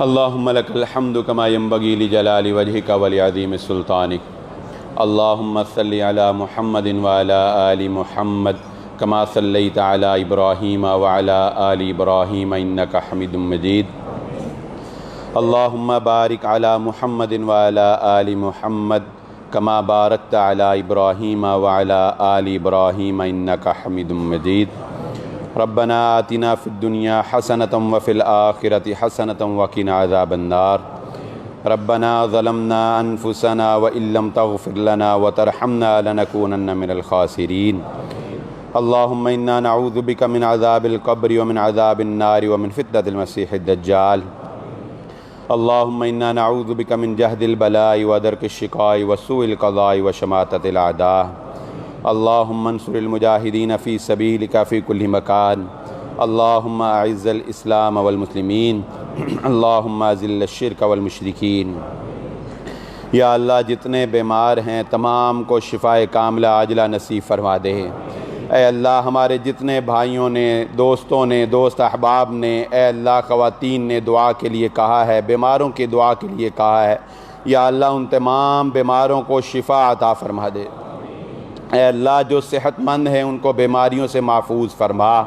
یا اللہ یہ بیماریاں جن کے نام نہ ہم نے سنے نہ ہمارے آباء و اجداد نے سنے، اے اللہ یہ بیماریاں ہماری ہی بد اعمالیوں کا نتیجہ ہیں، مگر ہم تیری رحمت سے نا امید نہیں ہیں۔ اللہ اپنی رحمت سے ہمیں ان بیماریوں سے محفوظ فرما۔ اے اللہ تو رحمان ہے، تو رحیم ہے، یا اللہ اپنی رحمت سے ہمارے صغیرہ کبیرہ گناہوں کو معاف فرما دے۔ اے اللہ دن کے اجالے میں کیے، کوئی رات کے اندھیرے میں کیے، اللہ تو اپنی رحمت سے معاف فرما دے۔ یا اللہ تو اپنی رحمت سے ہمارے صغیرہ کبیرہ گناہوں کو معاف فرما دے۔ اے اللہ ہماری لغزشوں سے درگزر فرما۔ یا اللہ ہمیں آزمائش سے محفوظ فرما۔ یا اللہ ہمیں اپنی پکڑ اپنے عذاب سے محفوظ فرما۔ اے اللہ ہم تو کمزور ایمان والے ہیں، تیرے عذاب کے، تیری آزمائش کے متحمل نہیں ہو سکتے۔ اللہ اپنی رحمت سے ہمیں جہنم کے عذاب سے محفوظ فرما۔ اے اللہ ہمیں اپنے غضب سے محفوظ فرما۔ اے اللہ ہمیں اپنے غضب سے، اپنی ناراضگی سے محفوظ فرما۔ یا اللہ ہمارے والدین کے حال پہ رحم فرما۔ اے اللہ ہم ان کا حق ادا نہیں کر سکتے، تو ان کے احسانات کے بقدر ان کے اوپر رحمت نازل فرما۔ اے اللہ ہمیں والدین کی خدمت کر کے جنت پا لینے کی توفیق عطا فرما دے۔ اے اللہ ہمارے والدین کو صحت، تندرستی، ایمان والی زندگی عطا فرما۔ اے اللہ جن کے والدین اس دنیا سے جا چکے، ان کی قبروں کو جنت کے باغیچوں میں سے ایک باغیچہ بنا دے۔ اے اللہ تو رحمان ہے، تو رحیم ہے، یا اللہ ہماری اولادوں کے اوپر رحم فرما۔ اے اللہ امت مسلمہ کی بیٹیوں کی عزتوں کی حفاظت فرما۔ یا اللہ ہماری بیٹیوں کی عزتوں کی حفاظت فرما۔ اے اللہ ان درندہ صفت انسانوں سے محفوظ فرما۔ اے اللہ ان درندوں سے ہماری عزتوں کو محفوظ فرما۔ یا اللہ ہمیں دنیا میں بھی عزت کی زندگی عطا فرما۔ اے اللہ آخرت میں بھی عزت کی زندگی عطا فرما۔ اے اللہ دنیا میں رسوائی سے محفوظ فرما۔ اے اللہ شرک سے محفوظ فرما۔ اے اللہ بدعات سے، خرافات سے محفوظ فرما۔ یا اللہ یہ دل، یہ ہماری روح، اے اللہ یہ کینے سے، بغض سے، حسد سے بری ہوئی ہے، اے اللہ ہمیں ان بد اخلاقیوں سے محفوظ فرما۔ اے اللہ اپنے بھائیوں کی خوشی میں خوش ہونے کی توفیق نصیب فرما۔ اے اللہ حاسدین کے حسد سے محفوظ فرما۔ اے اللہ شیطان کی شرارتوں سے محفوظ فرما۔ اے اللہ پھونکنے والیوں کے شر سے محفوظ فرما۔ یا اللہ وہ نظر جو انسان کو قبر تک پہنچا دیتی ہے، اس نظر سے محفوظ فرما۔ اے اللہ نظر کے اثر سے محفوظ فرما۔ یا اللہ تو رحمان ہے، تو رحیم ہے، اے اللہ ہماری حالت ظاہر پر رحم فرما۔ اے اللہ امت کی حالت پہ رحم فرما۔ اے اللہ وطن عزیز پاکستان کی حفاظت فرما۔ یا اللہ وطن عزیز میں اے اللہ ہمیں ظالم حکمرانوں سے نجات عطا فرما۔ اے اللہ ہمارے حکمرانوں کو ہدایت نصیب فرما۔ اے اللہ ہمیں حکمرانوں کے ظلم سے محفوظ فرما۔ اے اللہ ہمیں حکمرانوں کے ظلم سے محفوظ فرما۔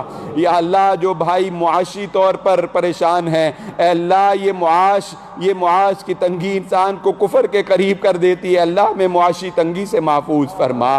اے اللہ جو بھائی رزق حلال کے لیے کوشاں ہیں، ان کے لیے وسائل کو آسان فرما دے۔ اے اللہ جو رزق حرام میں پھنسے ہوئے ہیں، اللہ انہیں نکلنے کی توفیق عطا فرما۔ اے اللہ جو مقروض ہیں، قرض کی ادائیگیوں میں مدد فرما دے۔ اے اللہ تیرے لیے کیا مشکل ہے، غیب کے خزانوں سے ان کی مدد فرما دے۔ جن کے پاس اپنا گھر نہیں ہے، اللہ انہیں اپنا گھر نصیب فرما دے۔ اے اللہ جن کے پاس اچھی سواری نہیں، انہیں سواریاں عطا فرما دے۔ اے اللہ تیری مسجد کے اندر جس طرح یہاں پر تیرے دین کی بات کو سننے کے لیے اکٹھے ہوئے، اللہ ہمیں اسی طرح جنت میں اکٹھا فرما دے۔ اے اللہ ہمیں اسی طرح جنت الفردوس میں داخلہ عطا فرما دے۔ اے اللہ تجھے کون پوچھنے والا ہے، تجھے کون سوال کرنے والا ہے، اللہ ہمیں بغیر حساب کے جنت میں داخلہ عطا فرما دے۔ اے اللہ زندگی میں صرف اپنا محتاج رکھنا، بندوں کی محتاجی سے محفوظ فرما۔ اے اللہ چلتے پھرتے اسی طرح اللہ تیری محتاجی میں، تیرے دین کی خدمت میں اللہ اسی طرح ہمیں چلتے پھرتے اپنے پاس بلا لینا۔ اے اللہ مرتے وقت زبان پہ کلمہ لا الہ الا اللہ جاری فرما دے۔